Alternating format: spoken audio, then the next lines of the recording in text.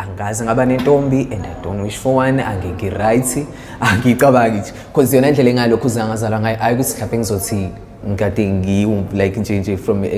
stage sami seyingane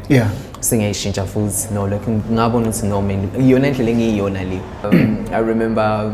ngiqala ukujola was in high school no man baba bengayiboni lo ntombi abazi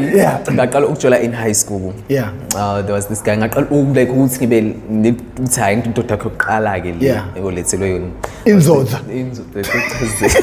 I was still in grade 10 because I remember ngitshela uma ukuthi like I'm gay yabo and kwakusadla no generations isikhathi there was this part uwandile generation if everyone usamkhumbula uwandile ulo way trans like bebengathi like ungathi transgender ekuthiwa umzimba nanani and then sasibuyi generation with my mom and then my mom was like ngathola ukuthi hayiboma yazi ngisethanga ngifuna ukuba njengowandile I just want to change my parts emzimbeni ngibe nje sakudlala ngithi ngiyamdlalisa umuntu uma vela athi nje no ungayenzi lonto leyo yabo wathi angizwa ke nje lonto eshoyo hayi lento yangiphatha kabi mina ngayitshela mhlawumbe ukuthi umina uma ngizomconvince kanjani ukuthi vele manje so like ungabi ukuthi mhlawumbe manje ilento ezokuphatha kabi yabo and then ngitshela usisi kama umdala which is umamdala ngimtshela ethi umamdala mina ngiyabona mina ukuthi kanjani bo wathi ngiya understand impela ukuthi uyiphilayo ikanje umamdala wathi kodwa uma wakho ngizokhuluma naye and it's okay fine mhlawumbe wadlula insuku cause vela mina uma vele like unekhala yakhe nobaba like unekhala yakhe just like basathu together ndaweni like ba so ke like like ngiphinde futhi ngivusele topic nayibo njalo at least kuyahle ngifuna ukuba ilo muntu mina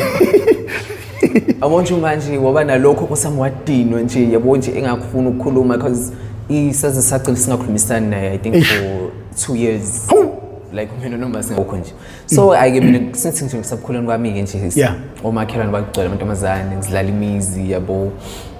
like uyazi noma kudlala imizi to have to like ushuthi mina ngifuna ubaba yabo so like ihlekisa ukuthi ekhagcwele like kubo kababa like gcwele abazulu bafana bodwa gcwele bafana nje like usisi mhlawumbe baba u2 so into engihlekisayo kakhulu lapho ukuthi imathiwa mhlawumbe sodlala imizi lapho sihambe nabo mhlawumbe ubhuti basekhaya babaningi nje mhlawumbe ngiyezwa kuthiwa ubani uzoba mama like ngizoqhubeka kuqala so kanjani uzoba umama yabo ukuthi mina ngiyathanda ukuba umama guys ngilokho na understand lapho lapho futhi ingqondo yabo kungafika ukuthi